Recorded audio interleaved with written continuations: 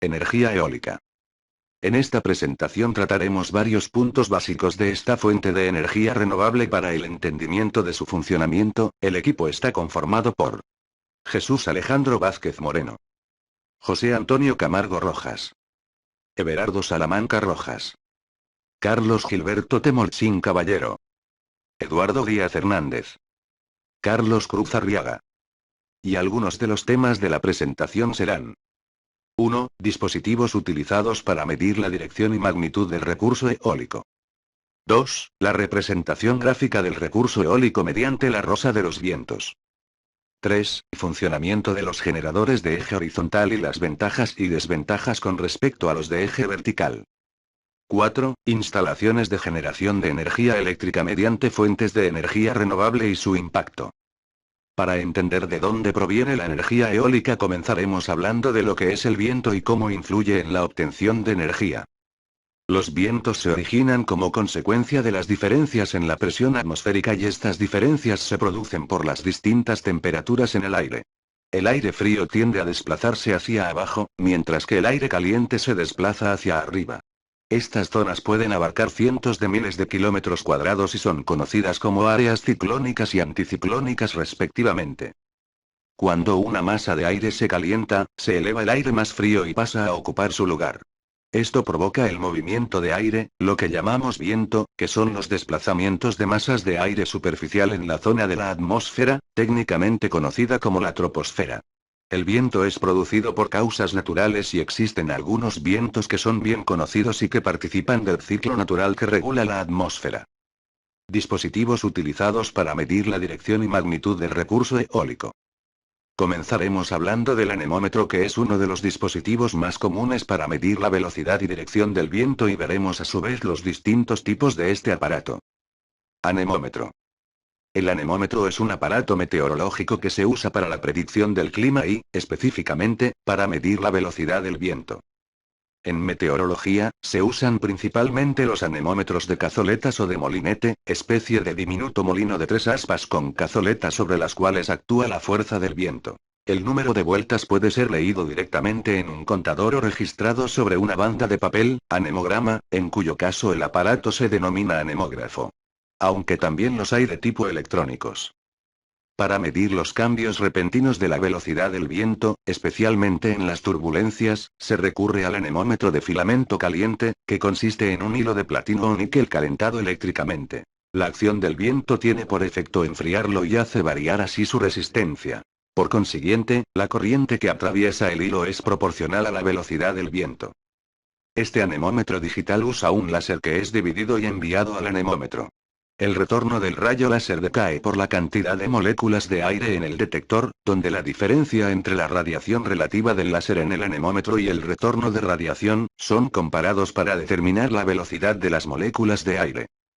SODAR. El SODAR es un instrumento meteorológico para medir la dispersión de ondas acústicas por la turbulencia atmosférica. Los sistemas SODAR se usan para medir velocidad del viento a varias alturas arriba del terreno, y la estructura termodinámica de la capa baja de la atmósfera. Los sistemas SODAR son semejantes al radar, excepto que se usan ondas de sonido y no de radio, en la detección. Otras mediciones de los sistemas SODAR incluye radares de sonificación, ecosonificación, y acústicos. 1. El SODAR comercial, operado para obtener mediciones de viento en atmósfera alta, consiste de antenas que emiten y reciben señales acústicas. Está el sistema monoestático, que usa la misma antena para transmisión y recepción, mientras un sistema biestático usa antenas separadas. La diferencia entre ambos sistemas de antena determina la dispersión atmosférica por fluctuaciones de temperatura, en el sistema monoestático, o tanto fluctuaciones de temperatura y de velocidad del viento, en el sistema biestático. La vasta mayoría de los SODARes en uso son del tipo monoestático, por su más compacta antena, más simple operación, y generalmente mayor cobertura de altitudes. La representación gráfica del recurso eólico mediante la rosa de los vientos. Rosa de vientos. La rosa de vientos es un modo de representación del recurso eólico. Con un simple vistazo a este modo de gráfico conoceremos la frecuencia, valores medios de velocidad de viento y la energía en cada dirección. La rosa de vientos, se trata de un diagrama polar que representa el tanto por ciento de viento con la dirección indicada y, en módulo, su escala de velocidad media. Las observaciones generalmente efectuadas permiten deducir que la dirección del viento varía continuamente en torno a una dirección media. Otro aspecto importante es la posibilidad de obtener las rosas de potencia y la de energía a partir de la rosa de vientos.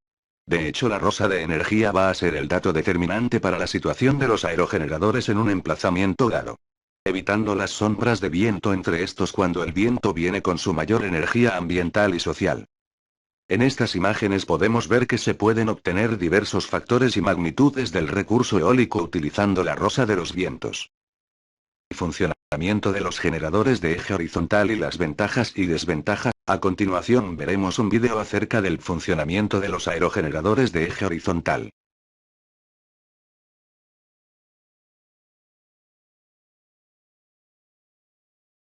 Eólica.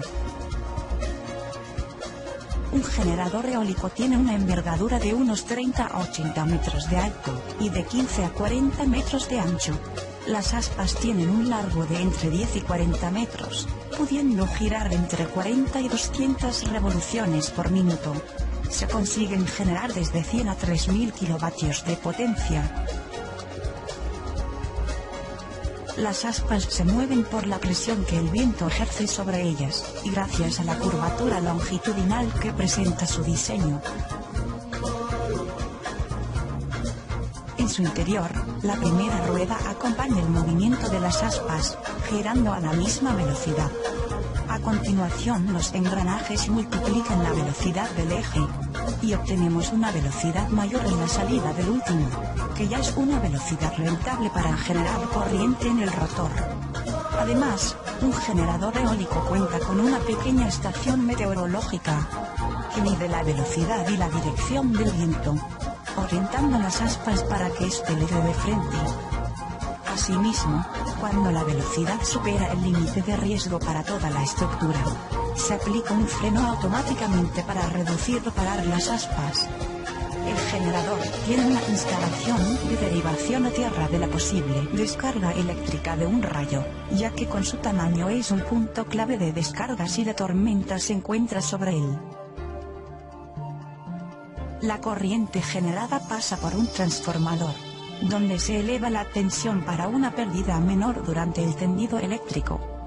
Ya en la zona de uso se reduce para ser usada en una fábrica o en una comunidad de viviendas. Los aerogeneradores de eje vertical presentan ciertas ventajas sobre los más comunes de eje horizontal, que los hacen idóneos para su como turbinas eólicas domésticas y en establecimientos comerciales.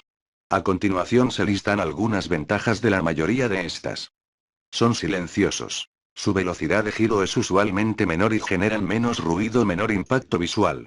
Aerogeneradores como la de la fotografía tienen un aspecto benigno. Pueden funcionar adecuadamente aún en viento racheado, con turbulencia y que cambia constantemente de dirección. Pueden aprovechar vientos de baja intensidad. Las torres de soporte son de menor altura. Son seguras. Las aspas de las turbinas de eje horizontal pueden desprenderse en fuertes vientos. No necesitan mecanismo de orientación. A pesar de las ventajas, en la mayoría de estas turbinas el rendimiento disminuye en los vientos más fuertes. Esto significa que la producción de energía aumenta a medida que aumenta la velocidad del viento, pero no en la misma escala de incremento que alcanza una turbina común de eje horizontal. Aún así, son una buena opción para casas o establecimientos comerciales cuya localización no permita la instalación de otro tipo de aerogenerador. En la imagen podemos ver la comparación de un aerogenerador de eje vertical con el de eje horizontal. Ventajas de las turbinas horizontales. Extremos de pala variable, lo que da a las hojas el ángulo de ataque óptimo. Permitir que el ángulo de ataque sea ajustado proporciona gran control, de modo que la turbina puede recoger la máxima cantidad de energía eólica de cada día y estación. Las torres altas permiten acceder a vientos más fuertes en sitios con cizalladura. En algunos lugares, cada 10 metros de altura, la velocidad del viento se incrementa un 20%.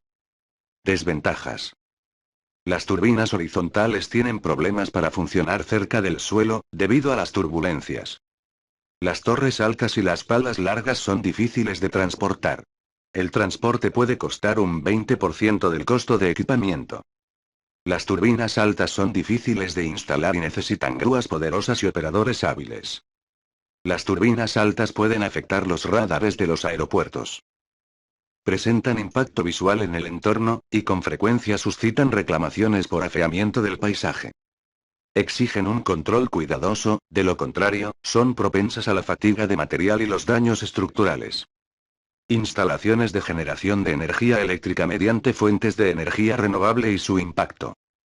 Como podemos ver en esta noticia, grandes empresas, incluso bajo la protección del gobierno, trabajan, invierten y apoyan la llamada energía verde, mas sin en cambio, las cosas no están claras, como siempre estas van un paso adelante convirtiendo algo prometedor e innovador como lo son las energías renovables en un negocio ruin y fraudulento, convirtiéndose en empresas más ricas y con más poder y, como ya lo mencionamos, poder incluso sobre el gobierno, haciendo oídos sordos a la voz de la gente en defensa de su patrimonio y tradiciones, ya que estas dependen de sus tierras para subsistir y se ve amenazado su modo de subsistencia al verse agobiados por la lucha del control de las empresas sobre las tierras de los propietarios.